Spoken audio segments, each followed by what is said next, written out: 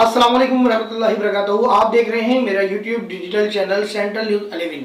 मैं हूं आपका मेज़बान मुनीर अहमद। नाज़रीन, मैं सियासी ब्लॉग बहुत कम करता हूं, लेकिन इस वक्त जो शहर कराची में सूरत हाल जो सियासी है वो कुछ चेंज होती हुई नज़र आ रही है, इसलिए मैं सियासी ब्लॉग कर रहा हूं। 2 ब्लॉग मैंने पहले भी किए थे इसी हफ्ते, और आज इस वीक का लास्ट डे यानी कि सैटरडे है और संडे को ये व्लॉग आप देख पाएंगे।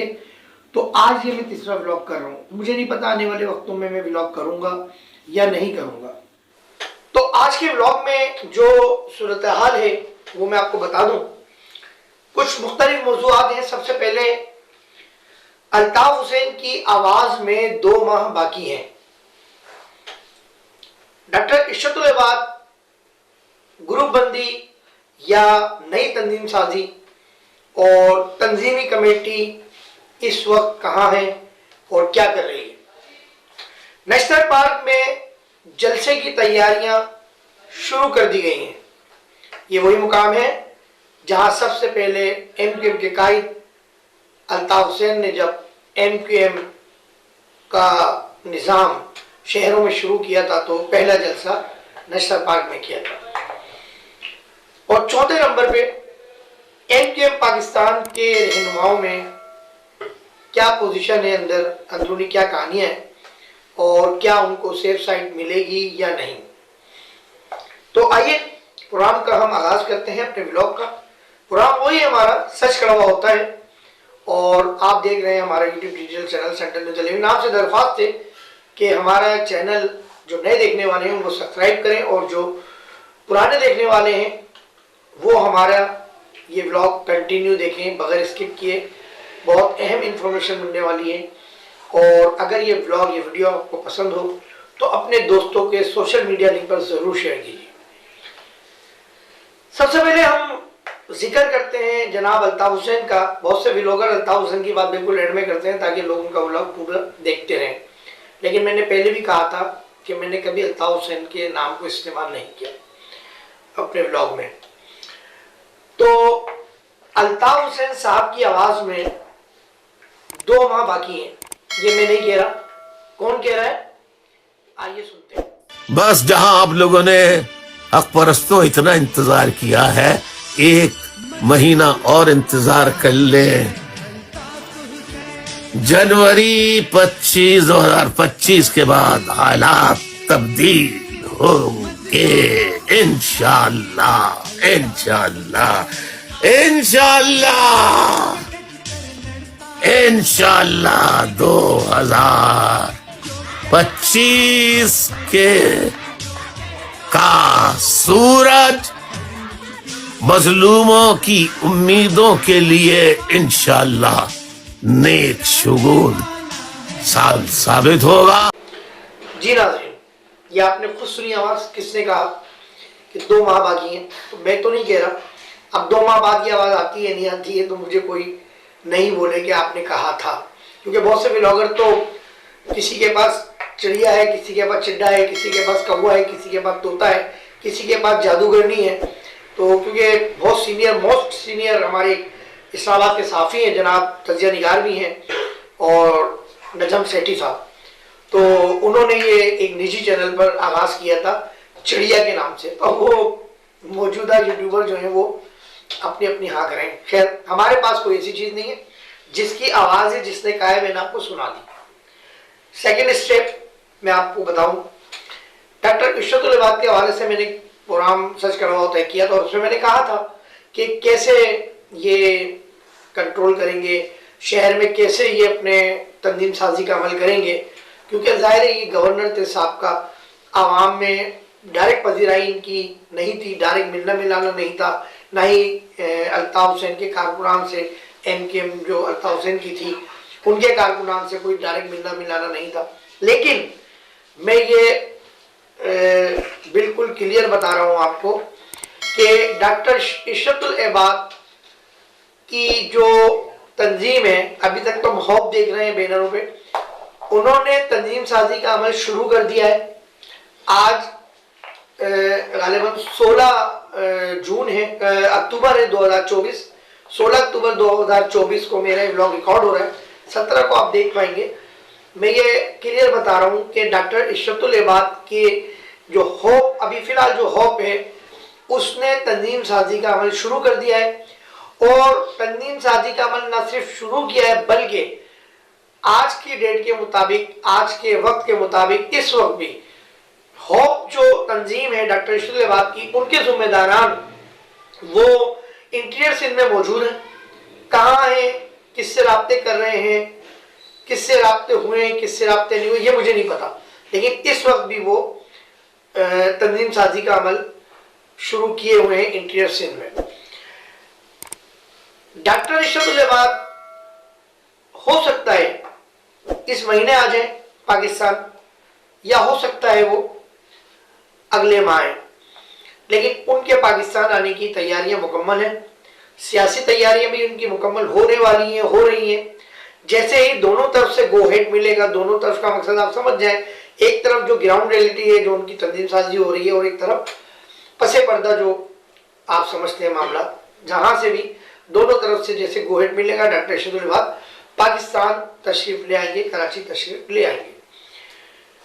नेशनल पार्क में जलसे की तैयारी डॉक्टर इशरतुल इबाद के कारकुनान कर रहे हैं कानूनी तौर पे, और बड़े ज़बरदस्त राब्ते उनके कराची में हो रहे हैं, और कारकुनान जो है वो जोक दर जोक उनसे राब्ते में हैं।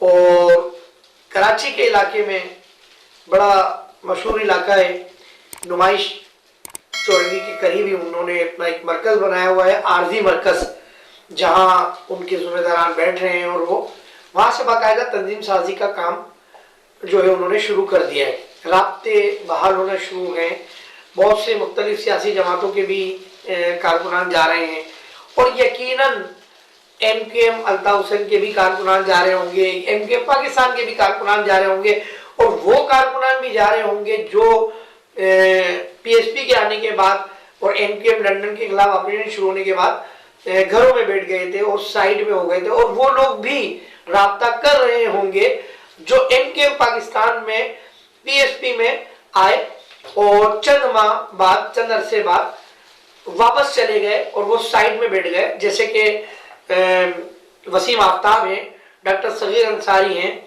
और बहुत से लोग हैं, लंदन के भी कुछ साथी थे, अभी मेरे नाम जहन में नहीं है।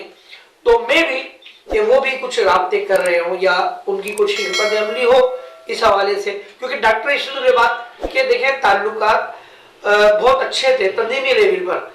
मैं नहीं समझ सकता कि ना मेरा ये आइडिया है कि डॉक्टर इशरतुल इबाद से कोई रहनुमा मुखालिफ हुआ हो। हाँ, काम के सिलसिले में या टाइम ना देने के सिलसिले में तो हो सकता है कोई नाराजगी हो, लेकिन डॉक्टर इशरतुल इबाद की जो शख्सियत है वो जाहिर है बहुत कूल्ड माइंड शख्सियत है वो, और APMSO के कारकुन है। सबसे बड़ी बात ये जहनी उनकी जो तरबियत है, जिसे हम सियासी जबान में कहते हैं फिक्री निशिस्त, फिक्री निशिस्तें उन्होंने बहुत ली हैं अल्ताफ साहब से भी, और तरबियती निशिस्तें भी उन्होंने बहुत ली हैं अल्ताफ साहब से।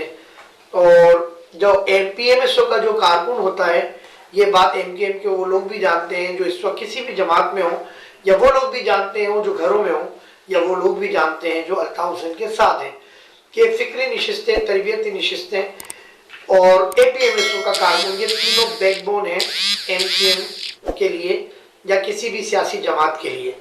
क्योंकि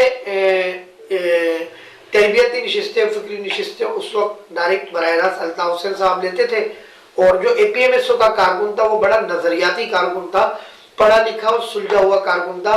अबे तबे गालियों से गुफ्तगू, चौकों पे बैठकर सियासत करना और गुटखे खाना, पान खाना, सिगरेट पीना APMSO के कारकुन को जेब नहीं देता था, और ना उन्होंने सियासी माहौल में ये चीज़ें इस्तेमाल की। MKM का जब ऑपरेशन शुरू हुआ 1992, जो मेरी नॉलेज में है, क्योंकि उस वक्त भी मैं कराची में ही था, मैं बायबर्थ कराची का हूँ, लियाकताबाद का हूँ, तो मैंने लियाकताबाद में ही सारा वक्त गुजारा। 92 के ऑपरेशन से लेकर जितने ऑपरेशन हुए अभी तक मैं लियाकताबाद में रहा अल्हम्दुलिल्लाह। और क्योंकि मैं ज़ाहिर एक जर्नलिस्ट हूँ, 1994 से मैंने सहाफ़त का आगाज़ किया था, तो मैं किसी पार्टी को मैं ऑन नहीं करता हूँ। हाँ, जो बात जायज़ कहती है, पीपल्स पार्टी अभी काम कर रही है शहर कराची में, मैं उनको लाइक करता हूँ, उनकी तारीफ़ें करता हूँ। और पीएसपी के मुस्तफा कमाल साहब ने जो काम किए, नौजवानों को बचाया, मैं उसको लाइक करता हूँ। इसी तरह मेरा 1994 से साफत में मेरा यही किरदार है। और इसी तरह सियासी राब्तों के साथ साथ कुछ सरकारी इदारे हैं और थाने हैं, पुलिस वाले हैं, उनसे भी मेरी इसी तरह की बातचीतें हैं कि जो जायज़ है मैंने जायज़ बोला, जो गलत है मैंने उसको गलत बोला, और उसके लिए मैंने बहुत कुछ बर्दाश्त भी किया। हाँ, अलबत्ता 2019 के एंड में और 2023 के शुरू तक कुछ मेरे बिजनेस मामला थे जिसकी वजह से मैंने लियाकताबाद छोड़ा, लेकिन मैंने लियाकताबाद के आवाम से राब्ते में रहा, अपनी पार्टियों से भी राब्ते में रहा, आवाम से भी राब्ते में रहा, और अपने अखबार और एनजीओ के जरिए यहाँ के मसाइल को मुतल्लिका महकमों तक उस वक्त भी पहुँचाता रहा और अभी भी पहुँचा रहा हूँ। लेकिन बात यह है कि इस वक्त जो सियासी सूरत हाल है हम बात कर रहे हैं उसकी, तो देखें इस वक्त एमकेएम पाकिस्तान में बड़ी मैं समझता हूँ अंदरूनी तौर पे यकीनन, वो भले ना बोले लेकिन अफरा तफरी यकीनन होगी।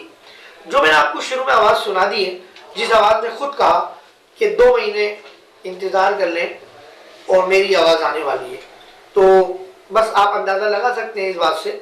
तो मैंने नहीं कहा, जिसने कहा जिसकी आवाज़ आएगी वो खुद बता रहे हैं, आएगी नहीं आएगी मेरे को नहीं मालूम।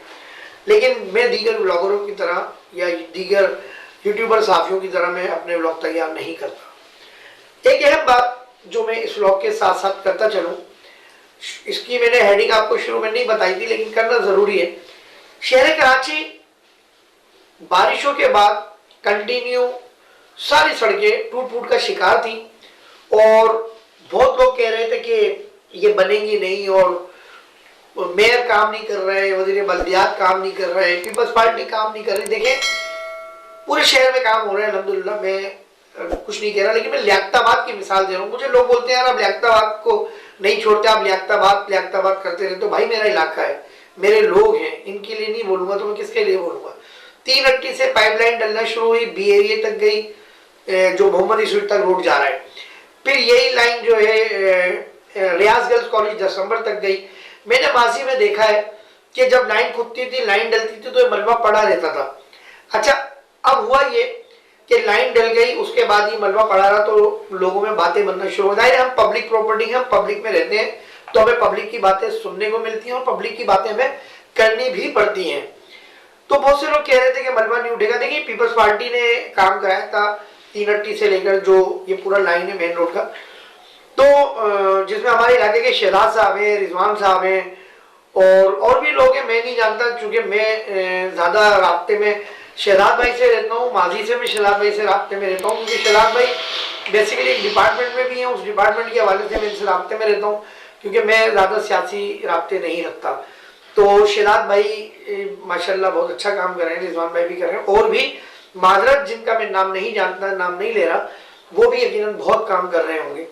तो कहने की बात यही है, पाइपलाइन डली, पाइपलाइन डलने के बाद अल्हम्दुलिल्लाह आज 4 दिन हो गए, ये मलबा ना सिर्फ उठ रहा है बल्कि प्लेन हो रहा है। अगर मैं गलत कह रहा हूँ तो आप तजर्बा कर लीजिएगा। 3 अट्टी पे रोज ब्यूटी पार्लर है, शायद सपना ब्यूटी पार्लर, सॉरी मैं पब्लिसिटी नहीं कर रहा ना प्रमोशन कर रहा, जो मेन पॉइंट है मैं बता रहा हूँ ताकि आप लोग पहुंच जाएं। सपना ब्यूटी पार्लर से आप जाके देखें, पूरा प्लेन हो गया है, ब्लेड लग चुका है। इसी तरह जो मोहम्मदी स्ट्रीट पे रास्ता आ रहा है डाकखाने से, वहां भी ब्लेड लग चुका है, सराफे पे भी ब्लेड लग चुका है। ये ब्लेड अब इलेक्ट्रॉनिक मार्केट तक आ गया है। इंशाअल्लाह ताला जो थोड़ी सी तकलीफ है ये हट जाएगी, और मुझे उम्मीद है क्योंकि यकीनन ये प्रोग्राम होगा इंशाअल्लाह ताला, अल्लाह ने चाहा तो इसके बाद ये सड़कें इस पे पेवनकारी होगी या जो है ये सड़कें पूरी बनेंगी, वल्लाह ये डिपार्टमेंट जानता है, लेकिन काम हो रहा है। मैंने जैसे कि पिछले ब्लॉग में कहा था कि देखिए कराची में काम होने दें, कराची में काम होगा तो शहरी खुश होंगे, आवाम खुश होंगे, और हम काम चाहते हैं भाई। हमने बहुत सियासी जमातों का साथ दे दिया, मिला कुछ नहीं है किसी को। आज बस हम क्या बोले, सच कड़वा होता है। अपना बहुत ख्याल रखिएगा, और इसमें जितनी बातें मैंने की हैं मेरे पास कोई, फिर मैं बता दूं चिड़िया कुछ भी नहीं है भाई, ये सब मेरी सोर्सेस ने बताई हैं, और इंशाअल्लाह ताला ये बातें सच होंगी। जब ये सच होंगी हम दोबारा इस पर ब्लॉग करेंगे। तो अपना बहुत ख्याल रखिएगा, दुआ कीजिएगा पाकिस्तान हमारा सलामत रहे, हमारे सरकारी इदारे सलामत रहे, हमारे गुमनाम सिपाही सलामत रहे। ये हैं तो हम हैं और ये हैं तो पाकिस्तान है। पाकिस्तान जिंदाबाद। Central news 11 digital YouTube channel से कैमरामैन अजय बाजी के साथ मुनीर अहमद को इजाजत दीजिए। अस्सलाम वालेकुम रहमतुल्लाहि व बरकातुहू।